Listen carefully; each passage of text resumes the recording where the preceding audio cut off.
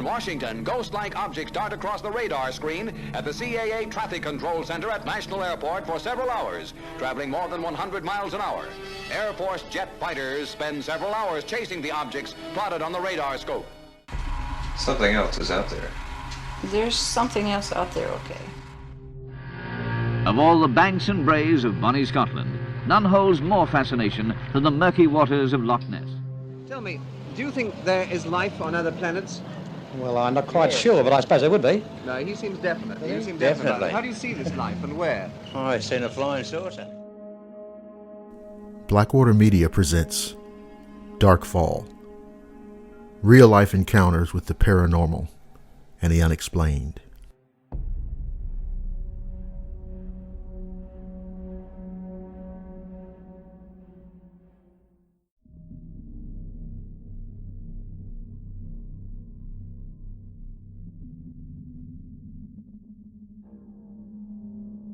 I'd like to share an experience with everybody. An experience that terrified me and changed my life forever. Now, I promise to try to be as detailed as possible. You see, I've seen a lot on the internet recently about what people refer to as Dogman. The fact that there are other people out there willing to share their encounter stories helped give me the courage to share this one with everyone now. Let me start off by saying I do not understand what this creature is or how it could even exist. Also, I have no desire whatsoever to just make up a bunch of bullshit and just tell a wild-ass story, because I wish to God I'd never seen that damn thing. This all took place on March 8th, 1993, around 11 p.m. I had to do research on the date because I was only 13 at the time.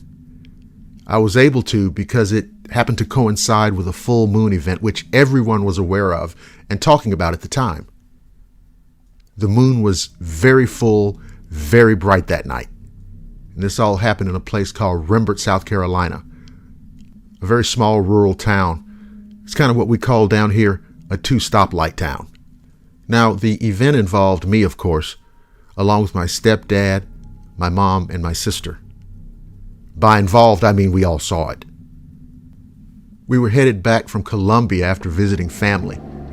We took a shortcut back to Sumter where we lived through Rembert. My stepdad was driving after getting off I-77 from Columbia onto 378 into Rembert. We were abruptly stopped by a small red car that was abandoned in the middle of the road with all four doors open, with no driver or passengers in sight. Now, you can probably imagine we were all a little bit alarmed by this, and we urged my stepdad not to stop because we didn't know if it was a trap to rob unsuspecting Good Samaritans or whatever.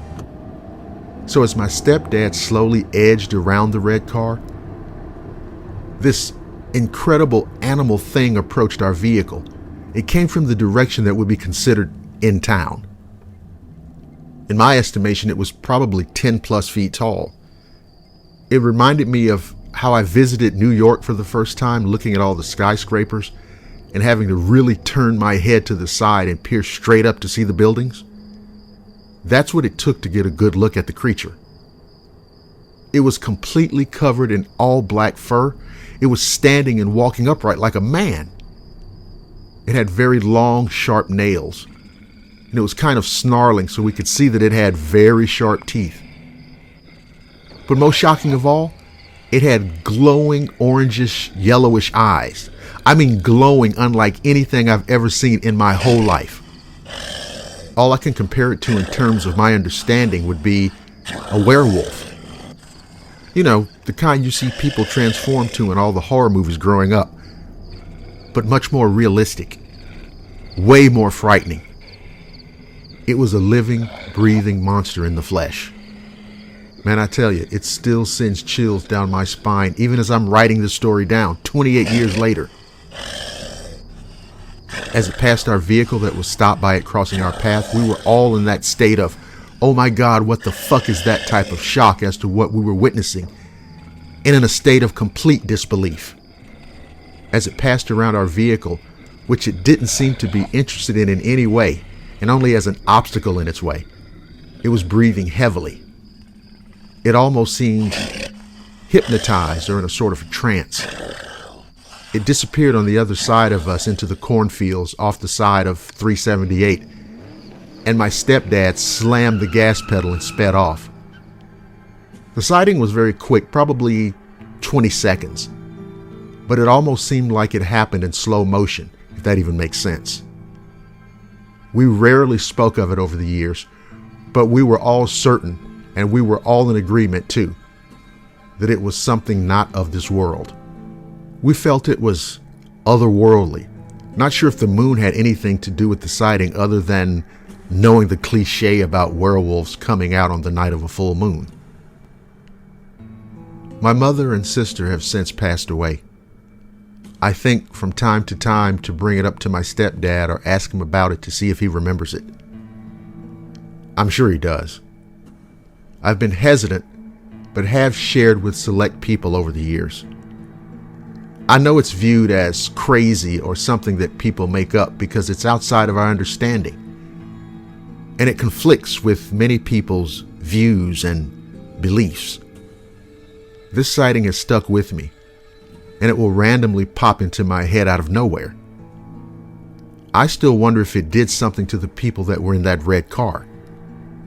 The whole thing has left me with far more questions than answers. But one thing isn't up for debate or argument. That night, on a dark rural highway under a pale yellow full moon, me and my family crossed paths with a monster.